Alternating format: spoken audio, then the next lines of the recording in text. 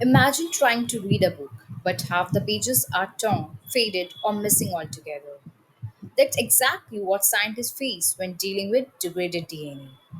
Hi everyone, and welcome to this lecture on DNA degradation process and its impact on analysis. DNA holds the blueprint of life, but it's not invisible. Over time and under certain conditions, it begins to break down. In this session, we will explore how and why that happens, what it means for scientific analysis, and what techniques can help us work with even the most damaged samples. Let's dive into the hidden world of molecular decay and discovery. DNA degradation refers to the breakdown or fragmentation of DNA molecules over time. In simple terms, it is the process where the long stable double helix of DNA starts to fall apart, either slowly or rapidly, depending on the environment it's in. Now, this degradation doesn't happen without cause. It can occur due to a combination of physical, chemical, or biological factors. For example, extreme temperatures, exposure to sunlight, fluctuating pH levels, or even the activity of microorganisms can all lead to damage in the DNA. As degradation progresses, it leads to a loss of both quality and quantity of genetic material. This is especially critical in fields like forensic science, archaeology, or even medical diagnostics, where we rely heavily on the accuracy and completeness of DNA samples. The more degraded the DNA, the harder it becomes to extract usable information from it. This can result in incomplete profiles, failed tests, or even misinterpretation of results if the damage is extensive. Understanding how and why DNA degrades is the first step in learning how to protect it, preserve it, or work with what remains. And that's exactly what we will explore in the next slides. When it comes to DNA degradation, one of the most important things to understand is what actually causes it. Surprisingly, DNA is quite delicate outside the protective environment of the cell, and several external and internal factors can trigger its breakdown. Let's start with environmental factors. DNA is highly sensitive to conditions like heat, UV radiation, moisture, and pH extremes. High temperature can denature the DNA structure. UV light can cause mutations by forming harmful bonds like thymine dimers, and acidic or highly basic environments can break the DNA strands apart. Even humidity can accelerate chemical reactions that degrade DNA. Next, we have chemical agents. DNA can be damaged by oxidants, which are reactive molecules that modify DNA bases and cause structural instability.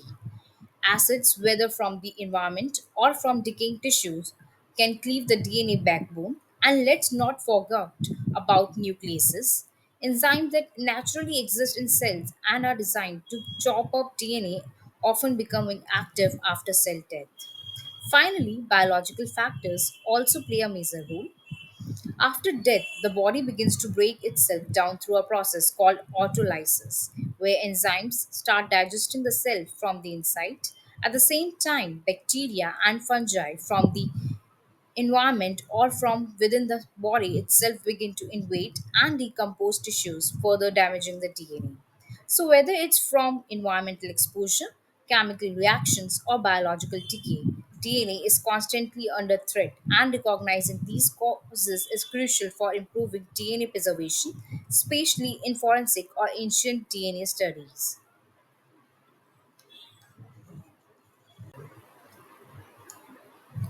Now that we know what causes DNA degradation, let's take a closer look at the mechanism, the how behind the breakdown of DNA. These molecular level processes explain exactly what's happening to the DNA strand when it's exposed to damaging factors.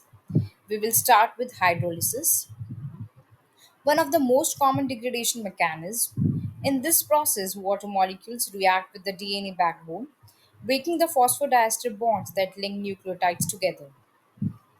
This weakens the structure and leads to fragmentation, especially in moist environments or samples stored improperly. Next, we have oxidation. Reactive oxygen species are highly reactive molecules that can form naturally or due to environmental exposure.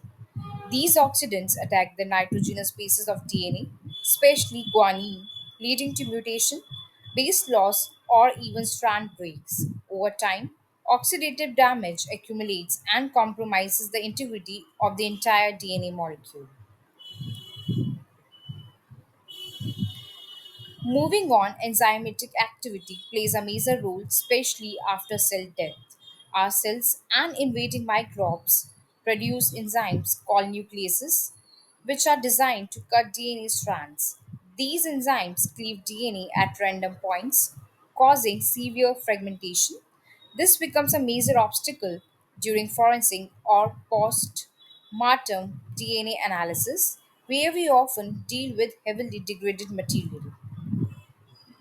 And finally, there is a UV induced damage when DNA is exposed to ultraviolet light, particularly from the sun. Adjacent thymine bases can bond together to form structures called thymine dimers. These dimers distort the DNA helix, leading to replication errors, mutations, or even strand breakage if not required.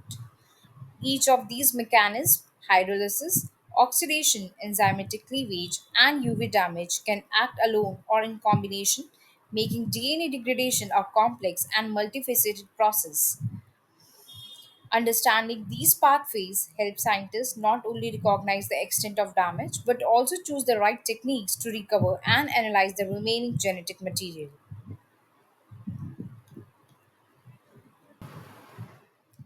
Visible effects on DNA. As DNA begins to degrade, we can observe several visible effects that directly impact its quality and usability in analysis. The most obvious is fragmentation, where long intact DNA strands break down into much smaller pieces. This makes it difficult to target large regions during testing. Another key issue is the loss of high molecular weight DNA.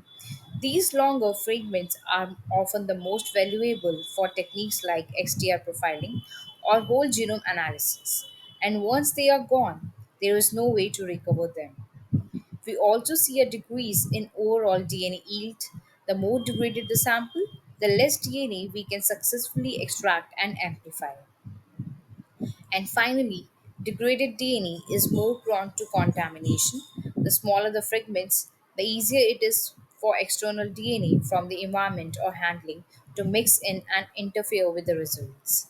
Together, these effects significantly reduce the reliability and clarity on DNA analysis.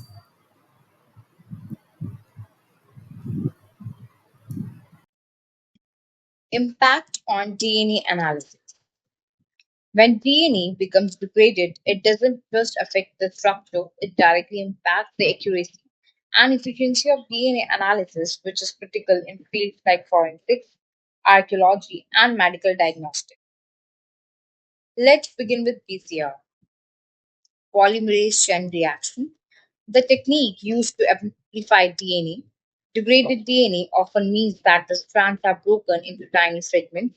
As a result, amplification of large loci becomes difficult or even impossible because the primer binding sites might be missing or damaged. This leads to weak or failed PCR results. Moving on to STR profiling, which is a standard method in forensic identification. With degraded DNA, we often encounter issues like allelic dropout, where one allele in a pair does not get amplified and appears missing, or allelic drop in, where foreign alleles show up due to contamination or technical noise. This can result in incomplete or partial profiles, which can weaken the strength of DNA evidence or complicate the interpretation. Then there is the risk of misleading results. When profiles are partial, fragmented, or contain drop in, they can appear mixed, making it hard to tell whether the sample came from one person or several. This ambiguity can be especially dangerous in criminal cases where precise identification is essential. Lastly, contamination becomes a bigger threat with degraded samples. because the DNA is fragile and in small amounts. It's more susceptible to being overwhelmed by even trace amounts of external DNA from the environment, lab equipment, or handling. Altogether, these factors reduce the reliability of results, increase the complexity of interpretation, and emphasize the need for careful handling and specialized techniques when working with degraded DNA. Despite the challenges of DNA degradation, there are several strategies that scientists use to recover valuable information from compromised samples. One of the most effective approaches is using mini STRs and SNPs. These target much smaller regions of DNA, making them easier to amplify even when the DNA is fragmented.